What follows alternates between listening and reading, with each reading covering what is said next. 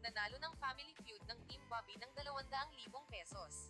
Upload natin ang 5 parts bukas tuwing Sabado. Family Feud. 5:40 p.m. Para more tawa, more saya. Hindi kailangang area na pa channel para sa Team 2025 ang Plus Spots ang 2025 Manot Magdoon at Manalo na sa Palitong na PH dito sa Pai.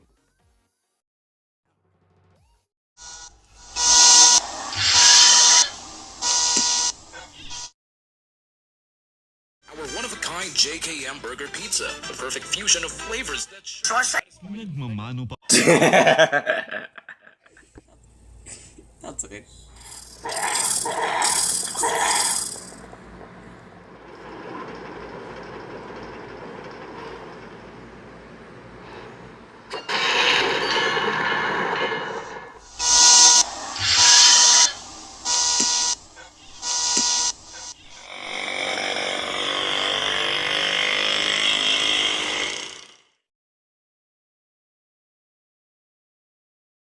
Pushed the Thai government to the brink of collapse.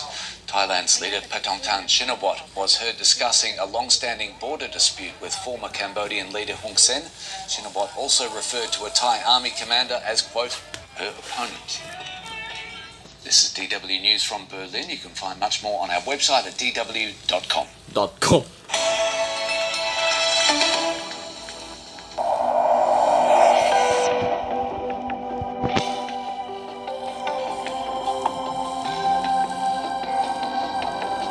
From Reuters' 5-minute news briefing, Global, at 6:17 p.m. today. Today, Trump says he'll decide within 2 weeks on US action in Iran. We hear Vladimir Putin's take as the conflict with Israel enters its second week. Left-leaning voters in the U.S. want new leadership from the Democratic Party. That's US President Donald Trump's time frame for his decision on whether to join Israel in strikes against Iran. Israel continued its air attacks overnight, bombing Iranian nuclear targets, while Iran retaliated with missiles and drones hitting an Israeli hospital. Their air war entering its second week as Europeans meet in Geneva in an attempt to coax Tehran back to the negotiating table. As Trump weighs further involvement, Russia's President Vladimir Putin says he's closely watching the attacks on Iran, a close ally of Russia. Putin sat down with several news agencies this week to address a range of topics during an annual economics forum in St. Petersburg. Our executive editor, Simon Robinson, was part of the 2.5-hour interview. So, Simon, what did Putin focus on? He became most animated around questions that focused on Germany's role in Ukraine. That's one question that asked around the possibility that Israel or the United States would kill the Iranian supreme leader. He said it was simply something that he did not want to contemplate. On a number of occasions, he said that he saw the way forward as one of de-escalation, and he talked a bit about the relationship between Iran and Russia, which is a relationship that has grown closer over the last 10 years or so. And that close relationship means there are a number of Russians in Iran, right? How is Putin thinking about their safety during this conflict? That's right. He pointed to the fact that Russia has a number of scientists who work and help at a nuclear facility in the south of Iran, and said that those scientists were safe, that the other parties in the conflict were aware of their presence in Iran, and that he wanted to see de-escalation and didn't want to see anything happen to that facility. Democratic voters in the U.S. are ready for new political leadership. That's according to a new Reuters Ipsos poll, which shows that more than 6 in 10 respondents who identified as Democrats thought that the party leaders should be replaced. Our politics editor, Scott Malone, in Washington, D.C., is unpacking what's behind that dissatisfaction. Democratic respondents to the poll perceived a real gap between what they cared about and what they think that Democratic Party leaders care about. The Democratic poll respondents' concerns were very much economic. They'd like to see wealthy people pay more in taxes. They'd like to see the power of super PACs through which corporations and other money interests are able to steer political outcomes, they'd like to see those reined in. And this was interesting. We found that younger Democratic respondents to the poll put a really high priority on economic issues. That's universal health care, that's affordable child.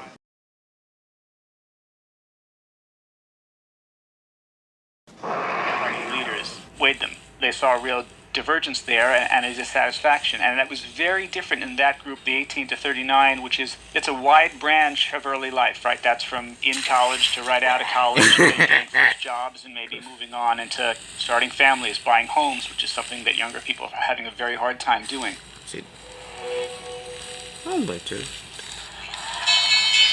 America's major trading partners are trying to negotiate trade deals with DC before a pause on President Trump's Liberation Day tariffs runs out next month.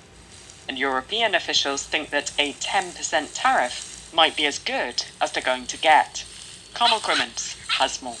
European officials are increasingly resigned to a 10% rate on reciprocal tariffs being the baseline in any trade deal with the United States. Commerce Secretary Harold Lutnick has ruled out going below that rate for the tariffs that cover most goods that the EU exports to the US. Now, Brussels is still pressing for the rate to be lower, but negotiating that has become harder since the US started getting revenues from its global tariffs. The EU has said publicly it won't settle for a double-digit baseline rate, but so did Britain, and London agreed to a limited trade deal in May that retains 10% tariffs on British exports, while cutting higher rates for steel and cars. Wolf kill a spider. A US appeals court has allowed President Trump to retain control of California's National Guard. It comes as the state's Democratic governor is proceeding with a lawsuit challenging the president's use of the troops to quell protests in Los Angeles. Trump was elected for his second term with a promise to be tough on border security. But many community leaders in heavily Democratic LA have publicly opposed the operations. Demonstrators there praising the Los Angeles Dodgers for saying they denied US immigration.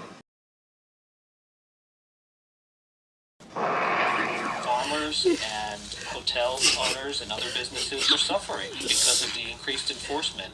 That same day, we later learned that ICE issued a directive that essentially said that officers should stand down on worksite enforcement at these sorts of businesses. Now what we're seeing is that there's been a change in ICE policy where they've essentially reversed what they previously said they would do and now say that those businesses are back on the table and that there can be enforcement at them. So what are the political risks from going after these businesses? Business owners speaking out or industry groups speaking out really underscores the that comes with this mass deportation effort. Trump has framed deportations around criminals, saying he's removing threats from the country, violent criminals. But when we look at ICE statistics, what we have available to us anyway, we see that the people who are arrested by ICE and going into detention, the percentage of non-criminals has really grown exponentially since Trump took office. Many of them are here working or have lives here and are part of their communities. And it's not just people that are removed from this country. It could also be people afraid to go to work because they don't want to be arrested or they don't want to be deported. And while we're in LA, the $10 billion sale of the Los Angeles Lakers basketball organization is the largest sale of a sports franchise of all time.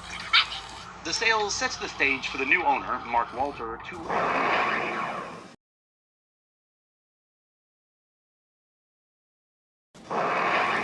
could mean for the storied franchise.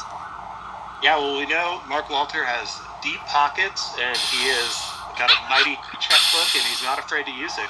LA sports fans only need to look just across the way to the LA Dodgers, and since he was part of the group that bought that team in 2012, they've made 12 consecutive playoff appearances, won 2 of the 4 World Series that they've appeared in, and have managed to land the biggest names in the game: Mookie Betts, Shohei Ohtani, Freddie Freeman. So Lakers fans will likely expect a similar thing to happen for their franchise, with him digging deep to come up with the cash, but meanwhile being a hands-off owner who allows the general manager and presidents to run the team as they see fit.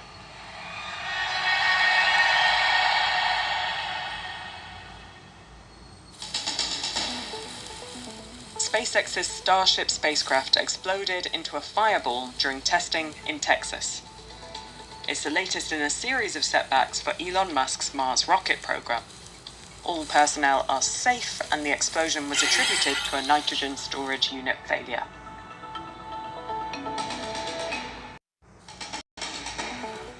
And for today's recommendation, a recommended listen for the weekend.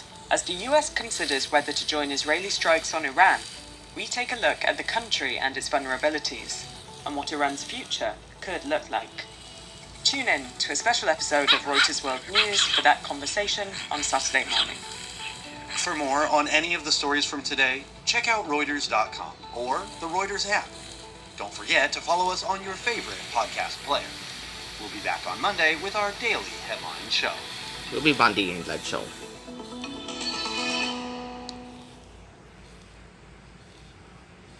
That's it for your news updates. To see more stories, open Google News.